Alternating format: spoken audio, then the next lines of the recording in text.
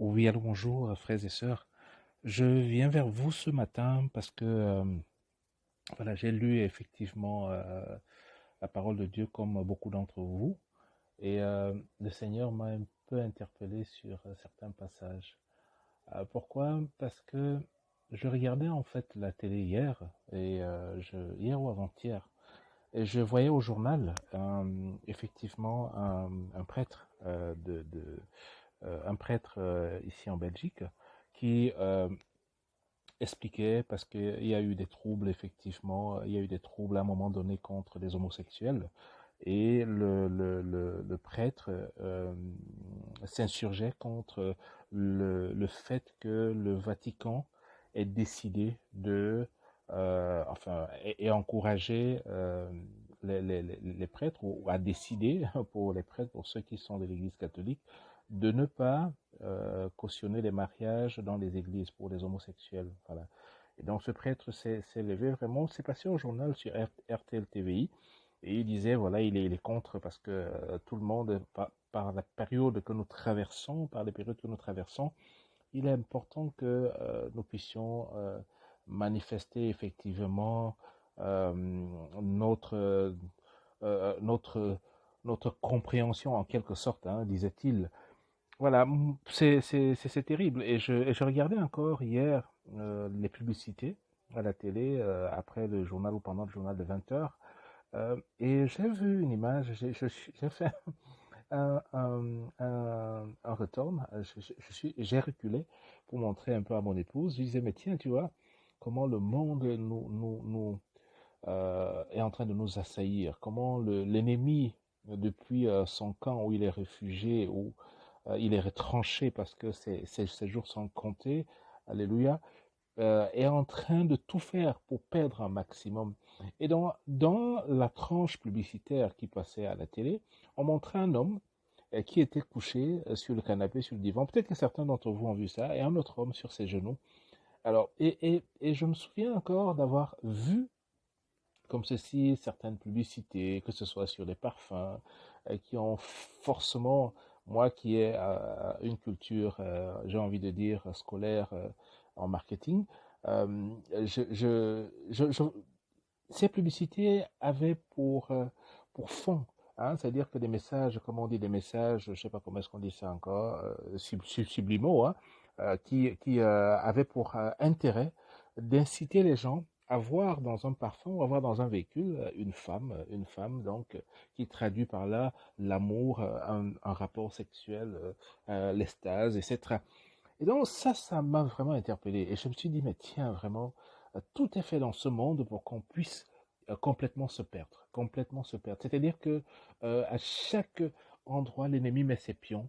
Et sans faire exprès, voilà comment on va se retrouver à accepter des choses qui sont complètement décrites par la parole de Dieu comme étant euh, euh, quelque chose d'abominable, hein, n'est-ce pas? L'homosexualité en soi, ce n'est pas contre les hommes que nous en avons, ce n'est pas ce que je dis, n'est pas contre les hommes, n'est pas contre ceux qui sont homosexuels, parce que l'apôtre Paul lui-même nous dit dans la parole de Dieu que ce n'est pas contre la chair et le sang que nous luttons, hein, mais c'est contre les esprits mauvais, contre les dominations, les autorités euh, et les princes de ce monde, hein, dans les lieux, dans les lieux célestes. Et ça, c'est quelque chose que nous devons retenir, que ceux qui sont dans cet état-là d'homosexuel, malheureusement, ce n'est pas la chair. C'est qu'à un moment donné, voilà, l'ennemi a pris place, l'esprit d'impudicité, l'esprit d'homosexualité est venu s'installer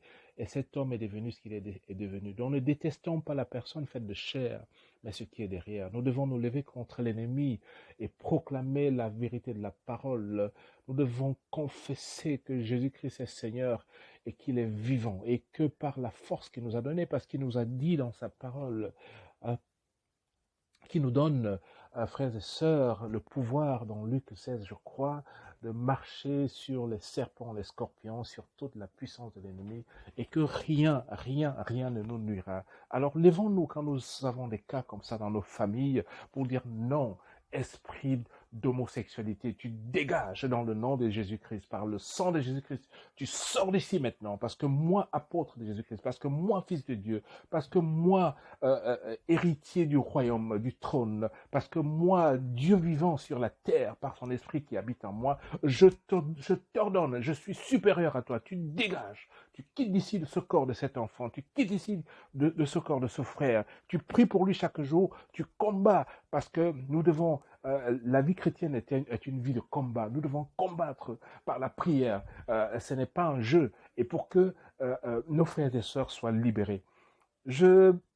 J'ai eu envie, c'est même pas moi, c'est poussé par le Saint-Esprit parce que je voulais me lever, sortir pour vaquer à mes occupations. Le Saint-Esprit m'a dit, assieds-toi, tu parles à tes frères aussi, pour échanger avec eux, parce que l'apôtre Paul nous dit, édifiez-vous mutuellement, chantez en tout temps des cantiques et des psaumes, afin de pouvoir vous soutenir. Comme on a vu combien Dieu a dit, je disais encore une fois, disait de David que David, j'ai trouvé l'homme selon mon cœur, selon le cœur de Dieu, alors que nous savons tous ce que David a été en tant que personne. Il a eu toutes les faiblesses que la chair humaine peut avoir parce que le péché est dans la chair. Et nous savons qu'à l'époque, n'est-ce pas, l'Esprit de Dieu descendait et repartait. Donc Dieu savait, il sait, il connaît nos faiblesses, il connaît qui nous sommes. Mais aujourd'hui, parce que sa parole nous dit encore que nous avons reçu rien, aucune tentation aujourd'hui parce que l'Esprit Saint vit en nous, parce que le Seigneur est venu et a accompli à la croix ce qui avait été demandé, ce que la loi de Dieu demandait, c'est-à-dire que le sacrifice par le sang, le sacrifice suprême, pour l'expiation de nos péchés, pour l'acte de rédemption que Christ a accompli à la croix, et dont la parole de Dieu nous dit qu'il n'y a rien, aucune tentation ne nous est soumise afin que et qui soit au-dessus de notre force. Dieu nous donne la force de pouvoir supporter tout ça. Dieu nous donne la force de pouvoir traverser ça. Et c'est d'ailleurs pour ça qu'il dit dans sa parole, n'est-ce pas, que je puis tout par celui qui me fortifie, par Christ qui vit en moi, car celui qui vit en moi est plus fort que celui qui vit dans le monde. Donc, frères et sœurs, je voulais partager cette lecture avec vous ce matin parce que quand on lit par exemple 1 Jean, quand on est 1 Jean 4, la parole de Dieu nous demande de discerner les prétendus prophètes. Et là, je me rendais en compte que ce que la parole de Dieu dit est vraiment d'actualité. À l'époque, il était question des hérésies, de la plupart, du fait que la plupart des témoins oculaires du ministère de Jésus avaient disparu à l'époque où Jean rédigeait effectivement cette lettre de 1 Jean. Et il voulait rappeler à beaucoup ce que Christ a fait, ce que la parole de Dieu nous demande de faire. Et ici, il est question d'amour, n'est-ce pas? De nous méfier des prétendus prophètes parce qu'il dit, bien-aimés, ne vous fiez pas à tout esprit, mais mettez les esprits à l'épreuve pour savoir s'ils sont de Dieu, car plusieurs prétendus prophètes sont venus dans le monde. Et ça, c'est vrai. J'ai vu à travers ce monsieur, et même ma femme, et même ma femme me disait, mais c'est terrible que ça vienne d'un prêtre. Pourtant, elle a une culture religieuse, j'ai envie de dire ça comme ça, parce que la religion et Christ, c'est deux choses parfois. Elle a une culture religieuse qui est catholique. Elle dit, mais c'est pas possible. La parole de Dieu ne dit pas ça. La parole de Dieu ne dit pas, oh oui, nous devons marier, nous devons épouser. La parole de Dieu est claire. Hein? Ne vous méprenez pas, dit la parole de Dieu. Ni les homosexuels, n'hériteront du royaume de Dieu, du royaume des cieux. C'est ce que la parole de Dieu nous dit. Donc nous devons vraiment faire attention, veiller à être sobres. C'était le message que je voulais partager avec vous aujourd'hui. Veillez à être sobre parce que l'ennemi est vraiment en place. L'ennemi est en place d'une façon vraiment dissimulée. Comme je disais encore, il agit par des techniques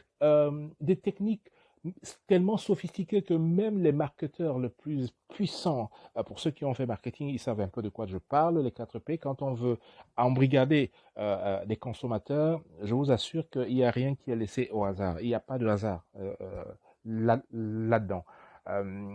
C'est-à-dire que tout est étudié. De la façon dont, quand vous entrez dans un magasin, comment le coca est placé, comment les chips sont placés, comment les bonbons sont placés. Revoyez un peu les rayons des caisses, comment on met tout au niveau des caisses quand vous allez passer. Ah tiens, il y a quand même le chewing-gum qui me manquait.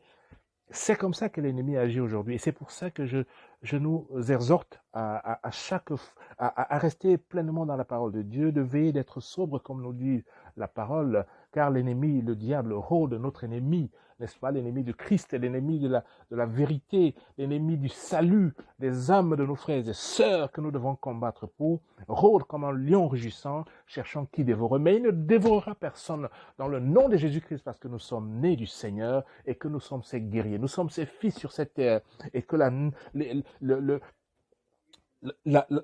nature même et que la création attend la révélation du Fils de Dieu que nous sommes. Nous allons combattre, nous allons nous lever, nous allons écraser les serpents et les scorpions. Nous allons démontrer, comme Christ l'a dit, qu'il nous a donné le pouvoir. Il nous a donné le pouvoir parce que nous pouvons écraser les serpents. Nous allons parler de nouvelles langues. Nous allons prendre même des breuvages. Ça ne nous fera rien parce que l'Esprit de Dieu vit en nous. Parce que la vie vit en nous. Alléluia, amen. La vie vit en nous et nous allons imposer les mains aux malades. Frères et sœurs, saisissez la parole de Dieu, cette parole de vérité. Saisissez la puissance de Dieu qui est la parole de Dieu. L'évangile de Jésus-Christ, c'est la parole vivante de Dieu. Imposez les mains aux malades quand l'Esprit vous dit faites-le, faites-le. Et vous verrez la guérison, vous verrez le miracle du Seigneur se manifester pleinement, tel que vous ne pouvez même pas imaginer, parce que Dieu est vivant, parce qu'il prend des petites choses, des choses faibles pour confondre. Souvenons-nous que l'apôtre Paul nous disait, c'est quand je suis faible que je suis fort. Et Dieu aime ça. Dieu aime ça, c'est pour ça qu'il avait choisi, n'est-ce pas, le peuple d'Israël, parce que c'est un peuple faible. Il a dit, je vais, à travers le peuple d'Israël, montrer toute ma grandeur, montrer toute... comment dirais-je, c'est-à-dire les mots me manquent pour qualifier parce que ce que Dieu fait est incroyable. Comme il a dit à Sarah, y a-t-il rien qui soit étonnant de la part de Dieu? Oui, Seigneur, je le déclare ce matin, je le crie en chantant que tout est étonnant de la part de toi, de la vie qui est en moi, du fait que je peux me réveiller le matin et mes yeux s'ouvrent alors qu'en dormant, j'ai dormi, je ne savais même pas où j'étais, on pouvait me porter, me jeter, mais je me lève avec la conscience de voici le jour s'est élevé, voici je suis vivant. Tout est étonnant de la part de toi, Seigneur. Tout est étonnant de la part, Père. Je t'aime, je t'aime. Je t'aime, Seigneur Jésus-Christ. Saint-Esprit de Dieu, fortifie-nous, révèle-toi en nous. Prends toute la place en moi et en mes frères, en nos enfants. Remplis-nous, remplis-nous comme tu ne nous as jamais remplis. Que nous puissions faire comme le Seigneur a dit, plus que les apôtres ont fait. Oui, Seigneur, parce que tu veux que dans ces derniers temps de la fin, que nous soyons plus que vainqueurs, que nous soyons, Seigneur Jésus-Christ, la révélation que la création attend, la révélation que tu es vivant, que tu es descendu jusqu'ici pour dire aux hommes, repentez-vous, revenez à moi, rien ne vaut de perdre son âme. Qu'est-ce qu'un homme donnera pour son âme? Rien. Ne regardons plus ces choses, mais agissons pour le Seigneur. Donc, je voulais partager avec vous ce message ce matin et vous dire, frères et sœurs, que quand j'ai vu ces images, ça m'a interpellé. Mais la parole de Dieu nous dit cependant de nous aimer mutuellement. Nous devons continuer de nous aimer parce que le Seigneur, le Père, nous a aimés. Il nous a tellement aimés qu'il a envoyé son Fils mourir à la croix pour nous, pour l'expiation de nos péchés, n'est-ce pas? La parole de Dieu nous dit, si je reprends encore 1 Jean 4, 7, « Bien-aimés, aimons-nous les uns les autres, car l'amour vient de Dieu. Et toute personne qui aime est née de Dieu et connaît Dieu. Celui qui n'aime pas n'a pas connu Dieu, car Dieu est amour. » Et il nous dit un peu plus bas, si nous prenons 1 Jean 4, 12, « Personne n'a jamais vu Dieu. Si nous n'aimons pas les uns, si nous nous aimons les uns les autres, Dieu demeure en nous et l'amour est parfait en nous. » Alléluia. Nous reconnaissons que nous demeurons en lui et qu'il demeure en nous au fait qu'il nous a donné son esprit. Et il nous invite à nous déclarer publiquement pour Jésus-Christ. Alors, il y a un passage qui me vient à l'esprit, c'est surtout le fait que le Seigneur nous dit, si quelqu'un dit, j'aime Dieu alors qu'il déteste son frère, c'est un menteur. En effet, si quelqu'un n'aime pas son frère qui le voit, que tu côtoies tous les jours, comment peut-il aimer Dieu qu'il ne voit pas, mes frères et sœurs? Or, voici le commandement que nous avons reçu de lui. Celui qui aime Dieu doit aussi aimer son frère. Et c'est pour ça que l'apôtre Pierre nous dira d'ailleurs, dans sa parole, il nous dira, si je me souviens, c'est dans 2 Pierre, euh, il nous dira que nous devons effectivement témoigner de notre amour. Témoigner de notre amour, c'est simplement faire en sorte d'aimer comme Christ nous a aimés. En mettant à disposition de nos frères et sœurs, de nos bien-aimés, ce que le Seigneur nous a donné, n'est-ce pas? Et c'est quelque chose qui m'a toujours, interpellé et pour lequel j'essaye vraiment, moi, à mon niveau, de faire ça comme ça, de me dire, en tant qu'intendant de Dieu, ce que Dieu met entre mes mains, je dois pourvoir aux besoins de ma famille, de ma petite famille, ma femme, mes enfants, etc. Penser au lendemain, mais surtout aimer par mon acte, par le geste d'amour, euh, m'occuper des orphelins, de ceux qui ont faim, parce que si je ne fais pas ça, si je ne veille pas à aimer comme le Seigneur m'a aimé, parce qu'il me donne, parce qu'il me permet d'avoir un travail, il me permet d'être en santé, il permet que j'ai l'amour, que je sois dans la paix, même quand je suis dans l'oppression, il me donne la force, ce que certains n'ont pas, parce qu'on verra aujourd'hui que malheureusement l'ennemi arrive à pousser certains jusqu'au suicide. Dans la parole de Dieu, ici, nous demande d'aimer et de ne pas considérer nos frères qui sont peut-être catholiques, du fait de ce passage à la télé, par exemple, des prêtres que nous pouvons connaître, comme étant l'occasion ou un objet de séparation. Parce que je sais parfois que quand des choses comme ça se passent, on a tendance à dire, ah là voilà, on a toujours dit que l'Église catholique, c'est une Église qui va à contre-courant contre la parole du Seigneur Jésus-Christ. Non, parce que la parole de Dieu nous dit que il y a une seule chose qu'on doit prêcher, c'est Christ ressuscité. Et je pense que toutes les églises, même l'église catholique, prêchent Christ ressuscité. Mais cependant, n'est-ce pas, les loups sont rentrés dans l'église. Les loups sont rentrés. Et pour ça aussi que la parole de Dieu nous dit que le royaume des dieux est forcé. Euh, les loups sont rentrés, l'ennemi est rentré, et ne regardons pas à ce que certains prêtres font. C'est une église qui, c'est vrai, a ses habitudes, qui ne sont pas toujours ce que je pense. Ça, c'est avec toute l'humilité et tout l'abandon que le Saint-Esprit sorte ce qui va sortir de ma bouche, qui ne sont pas toujours ce que euh, Christ aurait souhaité peut-être, mais nous restons des hommes avec nos faiblesses. Le Seigneur, lui, il était saint. Il n'y avait pas de péché en lui. Il n'y avait pas de péché, pas l'ombre d'un péché. Mais nous, nous l'avons là dans la chair.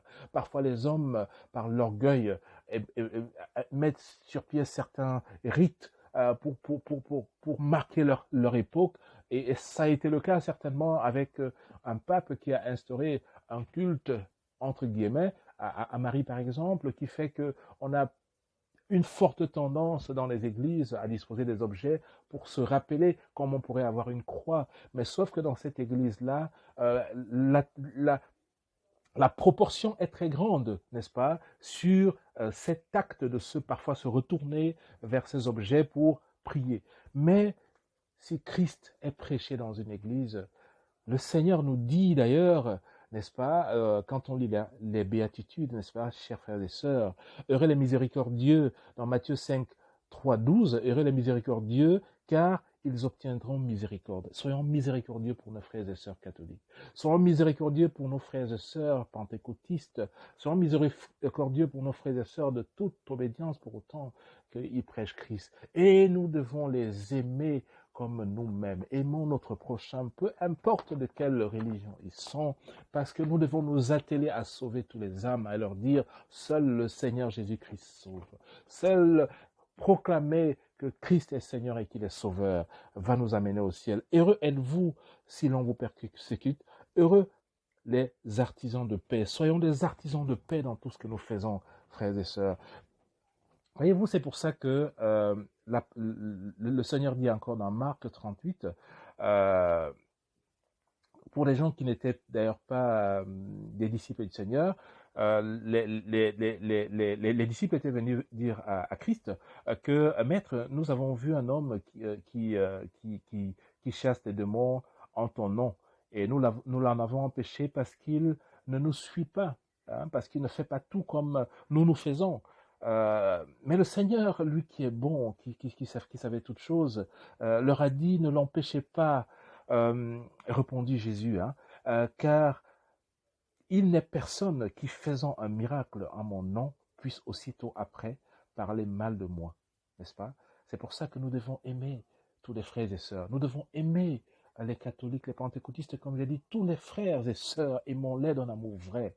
Et ne regardons pas à ces quelques petites différences, parce que beaucoup se trompent, beaucoup pêchent et ne manifestent pas les béatitudes, le caractère de Christ qui dit que nous devons rassembler. Oui, dans Matthieu 12, 30, il dit, celui qui n'assemble pas avec moi disperse. Ne dispersons pas, frères et sœurs, ne dispersons pas, ne soyons pas une occasion de chute pour notre frère. Prêchons-lui l'amour et il verra à travers l'amour, même si quelqu'un se trompe, disons-lui avec amour parce que nous l'aimons, n'est-ce pas? Que frère, je pense que voici ce que la parole de Dieu dit. Prends ta Bible, lis-la un peu et tu verras et laisse le Saint-Esprit te convaincre parce que c'est pas nous qui allons le faire, non. Nous ne sommes rien, rien. Seul le Saint-Esprit peut dire à quelqu'un, ceci est juste, ceci est vrai. Sinon, les gens vont toujours se laisser tromper. Quand je parlais de l'Église catholique, par exemple, je peux parler de pentecôtistes, par exemple. On verra aujourd'hui, c'est vrai, Dieu nous a dit dans sa parole que nous devons effectivement, dans l'Ancien Testament, il était question de donner la dîme. On a vu Abraham a donné la dîme à chaque fois. Et aujourd'hui, on a beaucoup de prédicateurs qui vont dire, voilà, si vous ne donnez pas la dîme, vous n'aurez pas l'exaucement financier, par exemple. Vous n'aurez pas l'exaucement par exemple, au niveau de la guérison. Alors que la parole de Dieu nous dit une seule chose, c'est la foi dans le Seigneur qui permet que l'exaucement se fasse. Maintenant, c'est les œuvres que nous faisons en termes dans notre vie chrétienne, de dîmes, en termes quand nous donnons aussi à l'Église, en termes de collecte, quand on fait la collecte au niveau des églises, quand nous donnons dans nos familles, c'est l'œuvre de notre foi en Christ. C'est parce que le Saint-Esprit nous a transformés et que nous voulons soutenir l'œuvre de Dieu et que nous disons, oui Seigneur, parce que tu m'as fait naître de nouveau, parce que tu m'as donné cette nouvelle vie, je vais être obéissant, je vais donner pour soutenir ton œuvre, pour que beaucoup entendent parler de toi, pour qu'on construise des églises, pour qu'on aide des malades, pour qu'on aide des hôpitaux, pour qu'on donne à ceux qui ont faim, aux veuves qui viendront, et parce qu'ils n'ont plus rien, parce que le chef de famille est parti précipitamment sur la main de l'ennemi, ou c'est parce que le Seigneur l'a rappelé, et le Seigneur nous appellera ainsi à aider ceux qui n'en ont pas. Donc, voilà, il y a des choses qu'on peut retrouver dans tous les corps, n'est-ce pas? Et si je voulais ce matin vous dire, parce que le Seigneur me l'a dit, ayons de l'amour les uns pour les autres, ayons de l'amour pour nos frères. Ne regardons pas à ce qui se passe, mais regardons à Christ. Regardons à Christ, que l'amour de Christ nous fasse pardonner aux autres. Soyons miséricordieux afin qu'il nous soit fait miséricorde, dit le Seigneur. Pensons à cela à chaque fois. Ne condamnons pas, mais bénissons. Bénissons. Prions pour les autres afin qu'ils connaissent vraiment la vérité, qu'ils aient la révélation complète quand ces personnes lisent leur Bible, n'est-ce pas? Même Christ, alors qu'on lui amenait, si nous lisons Jean 7, 8, 7, on lui amenait effectivement la femme adultère, n'est-ce pas, qui avait été surprise en flagrant délit.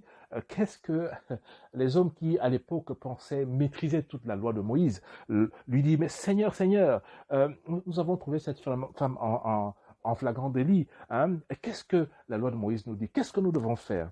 Alors le Seigneur, parce qu'il s'attendait à ce que le Seigneur leur dise, lapidez-la comme la loi dit, mais le Seigneur leur dit que celui d'entre vous qui n'a jamais péché lui jette la première pierre. que celui d'entre vous qui n'a jamais péché lui jette la première pierre. Je suivais une fois un pasteur qui disait que Jésus se serait certainement souvenu que si on regarde dans sa lignée, on verra que lui-même il descend